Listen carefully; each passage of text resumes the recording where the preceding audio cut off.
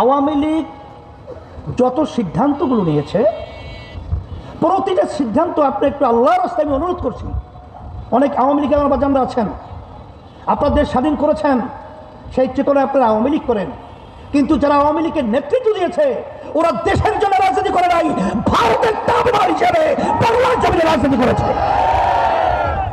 আপনারা দেখেছেন শেষ 10টা চুক্তি করলো ভারতের সঙ্গে। এখন যে নরেন্দ্র মোদী এখন যে প্রধানমন্ত্রী হিসেবে দায়িত্ব পালন করছে, শপথ নিতে পারে নাই। এর আগেই শেখ হাসিনা আমাদের প্রধানমন্ত্রী সেখানে হাজির, মনে আছে? যে 10টা চুক্তি করে এসেছে, সংসদে বিল উত্থাপন হয় নাই, সংসদে চুক্তি নিয়ে আলোচনা হয় নাই। বিদেশের সাথে আন্তর্জাতিকভাবে কোনো দেশের চুক্তি করতে হলে সংবিধান হলো, জনগণ জানতে হবে, পার্লামেন্টে এটা পাস করতে হবে, কিন্তু গোপনভাবে 10টা চুক্তি করে আসলো। আমরা যখন আওয়াজ তুললাম, কি চুক্তি করলেন জাতি জানতে চায়, তখন হাসান মাহমুদ কি বলেছিল? ওটা কোনো চুক্তি না, সমঝোতার স্বাক্ষর। মনে আছে? ওই সমঝোতার মধ্যে দেশ কিন্তু 12টা বাজাই আসছিল।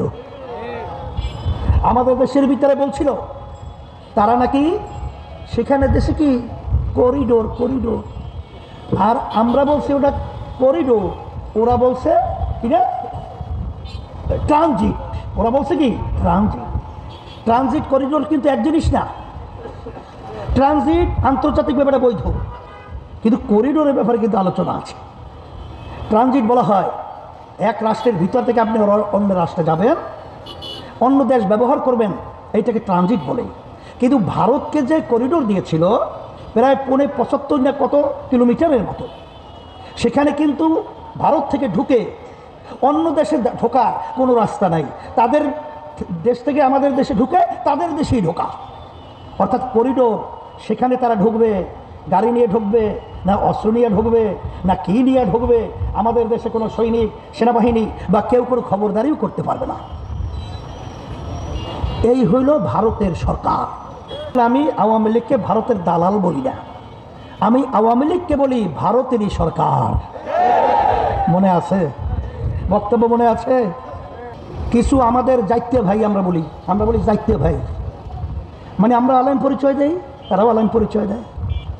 আমাদেরকে নিয়ে মিথ্যা অপবাদ আপনারা দিচ্ছেন, নিজে তো হারাম কবিরাগুলো করছেন। আবার যারা আপনাদের এই কথা শুনে বিশ্বাস করে, যারা বলবে, তারাও তো হারাম কবিরাগুলো লিপ্ত হবে।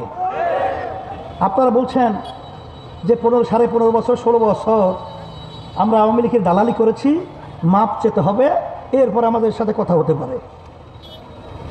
আমি আপনাদের এই কথাকে ধিক্কার জানাই। আমরা আপনাদেরকে পরিষ্কার বলছি, আপনারা এই বক্তব্য দিয়েছেন, আল্লাহ তো আপনাদের রক্ত গোশত দেয় নাই, দেশে হলো বিএনপি আপনাদের রক্ত এবং গোশত। আওয়ামী লীগ যত সিদ্ধান্তগুলো নিয়েছে, প্রতিটা সিদ্ধান্ত আপনি একটু আল্লাহর রাস্তায় আমি অনুরোধ করছি। অনেক আওয়ামী লীগের আমার বাজানরা আছেন, আপনার দেশ স্বাধীন করেছেন, সেই চেতনায় আপনারা আওয়ামী লীগ করেন, কিন্তু যারা আওয়ামী লীগের নেতৃত্ব দিয়েছে ওরা দেশের জন্য রাজনীতি করে নাই, ভারতের তাবেদার হিসেবে বাংলার জমিনে রাজনীতি করেছে। আপনারা দেখেছেন শেষ 10টা চুক্তি করলো ভারতের সঙ্গে। এখন যে নরেন্দ্র মোদী এখন যে প্রধানমন্ত্রী হিসেবে দায়িত্ব পালন করছে, শপথ নিতে পারে নাই। এর আগেই শেখ হাসিনা আমাদের প্রধানমন্ত্রী সেখানে হাজির, মনে আছে? যে 10টা চুক্তি করে এসেছে, সংসদে বিল উত্থাপন হয় নাই, সংসদে চুক্তি নিয়ে আলোচনা হয় নাই।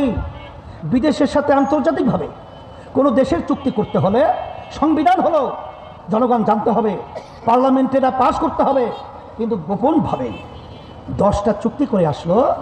আমরা যখন আওয়াজ তুললাম, কি চুক্তি করলেন জাতি জানতে চায়, তখন হাসান মাহমুদ কি বলেছিল?